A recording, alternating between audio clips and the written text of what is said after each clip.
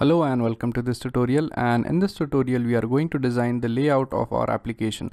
So as you could see right now, the layout of our application is empty and we need to decorate it with certain images and a list view which is going to display the options for the user to select from. So the next thing which we do is that we go ahead and add some images here. So what we are going to do is that we are going to have a logo, or we are going to have an image of coffee here, and then we are going to have a logo right over here.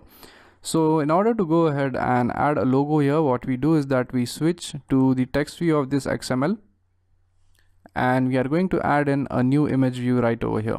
So we go right here and we type image view, and for the layout width we are going to use the layout width as 200 dp, and for the layout height we are going to specify the layout height as, let's say, 100 dp. So once we have set it, the next thing which we need to do is that we actually need to add in an actual image to this image view. So we type Android and we type src, which stands for source. Then we type this equals, and we use one of the images which we have. So this image is present in the drawable folder. So we type at drawable slash, and let's say we are going to use the image for cappuccino. So we type cap here.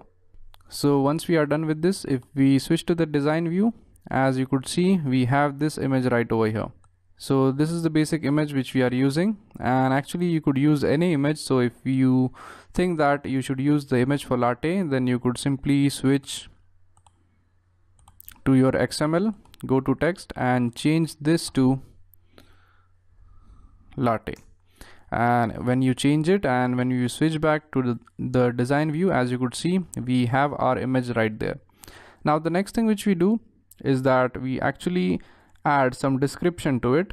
So in order to add a description, we go here and then we type Android, then we type content description, and let's say we want to display some text over here.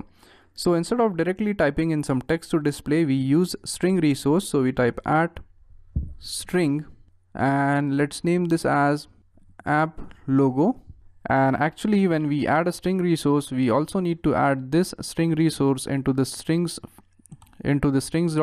file. So if we switch to the strings.xml file, we actually need to add string here. So we type string, and inside the name we type app logo, and when we end the string tag, we type the actual name of our app. So we type coffee buzz. So once we are done with this, we are good to go.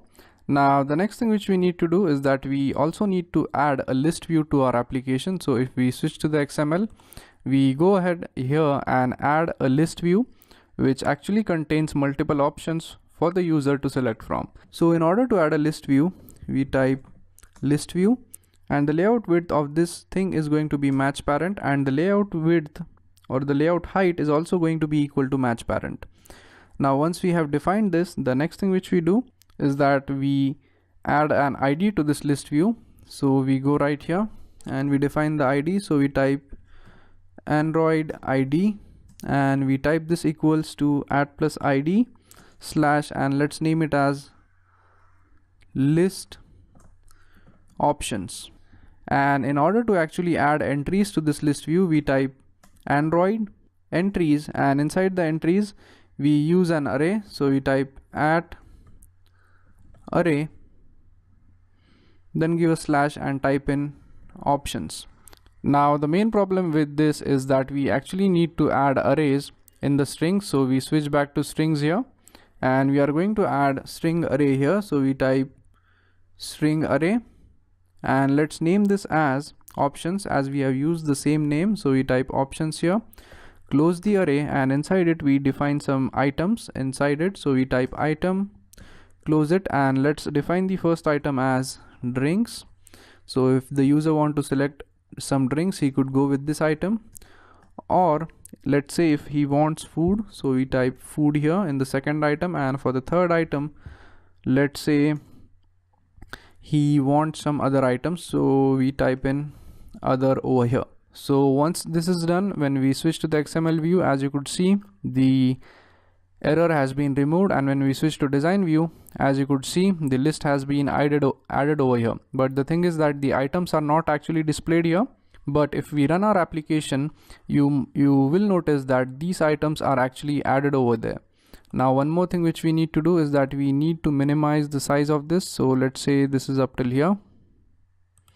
So we have our logo here and we have our list over here. So once we are done with this, we are good to go. So let's check what our application looks like in actual. So we save the code and we run the code on the emulator.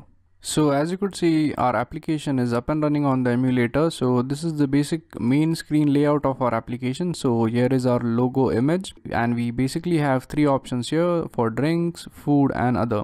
So as you could see, when we click on it, nothing happens, and that is because we have not yet added the methods which are going to be performed when we click these options right over here. So that's it for this tutorial, and in the next tutorial we'll be learning about how to handle these events right here. So what we are going to do is that whenever we select this option, which is called as drinks, it should basically redirect us to a new activity which will provide us certain options to choose from. So when we click this drinks here, we will be prompted with various options like latte, cappuccino or filter coffee. So that's it for this tutorial, and I hope you guys understood how to design the basic layout of our application, and we have also designed the class for the activity of drinks. So thank you very much for watching this tutorial, and I'll see you guys in the next tutorial. Thank you.